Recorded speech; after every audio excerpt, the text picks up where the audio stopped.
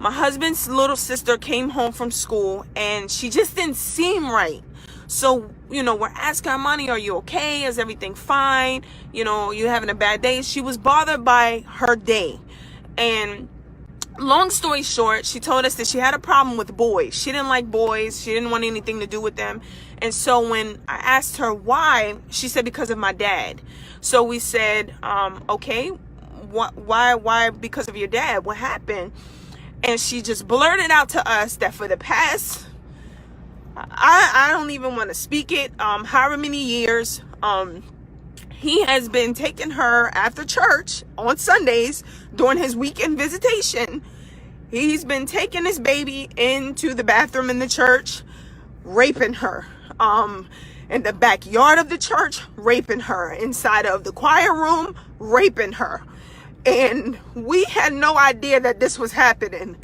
So we found out on Wednesday night that this man has been molesting his daughter, which is my husband's baby sister, who is now 14. He had been molesting her since she was 8. Right after her mother passed away, this is what the man was doing to his own daughter. So I decided, because this was taking place in a church where the bishop of that church was not only a rapist, also, he had also molested his own daughter. He had been raping his daughter. So we know that there are other victims. We know that there are other people, other women, other little girls, other children that were subjected to both of these men. Matthew has been arrested. Her father has been arrested. He's been charged.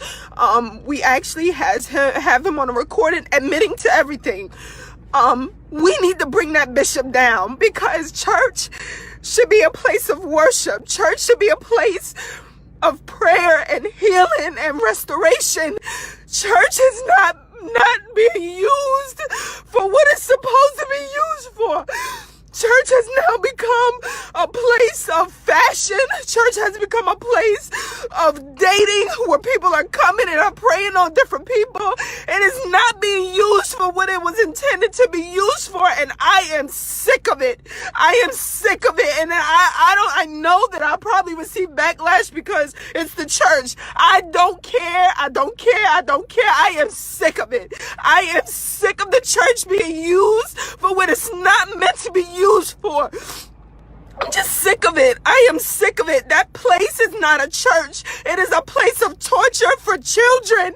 And for years, this has been going on, and it needs to be shut down. So I am coming to the state. I am coming to New York City. I am coming to the councilmen. I am coming to the senators of this district. I am coming to you, and I am asking on behalf of this baby and this family that you close this church down, because it is not being used as a place of worship. It is not being used for what it was meant to be used for. It is being used as a place to lure children to be molested and to be raped. And I am sick of it. I am so sick of it. I am so angry, and I just cannot believe that this is the type of things that are happening in the house of God. I cannot believe it.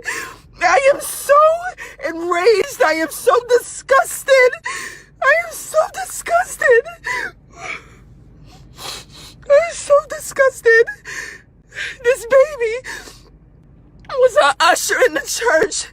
She came to usher and was being raped in the church by her own father, Matthew Gibson, and the pastor, the bishop, his name is Ben T. Gibson. The church is Progressive Baptist Church, 293 Howard Avenue, Brooklyn, New York.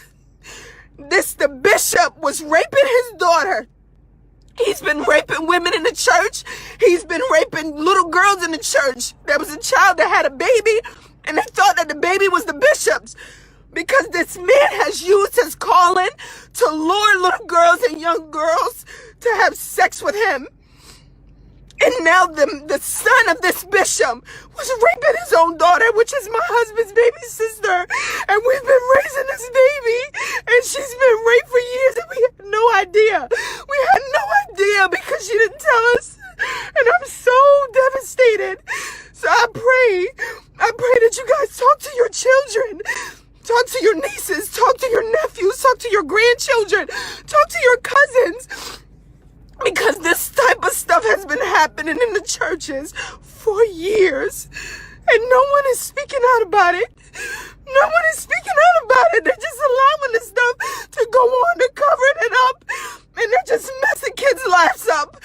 The messing kids' lives up. Babies should not be subjected to sexual abuse from anyone, especially their own father or someone in the church. Kids should feel safe in the church. The church should be somewhere that the baby should feel safe to come and to grow up and know about the goodness of the Lord, not to be raped and not to become victims of sexual crimes. I will not sleep. I will not rest until a bulldozer goes into that building. That place is not a church. You cannot defend a church building. Not the church as a whole. You cannot defend a church building. You cannot defend this. It is wrong. I need people to come forward. I need you to come forward. If you were a victim, if you know someone that was a victim of Ben T. Gibson, of Matthew Antonio Gibson, either one of these two men, it's not okay for the church to be used in such a way to tear a child apart like this. It doesn't make any sense to me. I'm so disgusted. I'm so disgusted. I'm so disgusted. This is not what church is about. This is not what church is for. The Bible says a bishop, in order to be a bishop, should be blameless. You're supposed to be blameless. You're supposed to be blameless, and he's not blameless as a bishop. He is a predator. He is a rapist. He is a child molester, and he needs to be brought to justice as well. I am so hurt. I am so hurt. I never in a million years imagined that this was going to happen.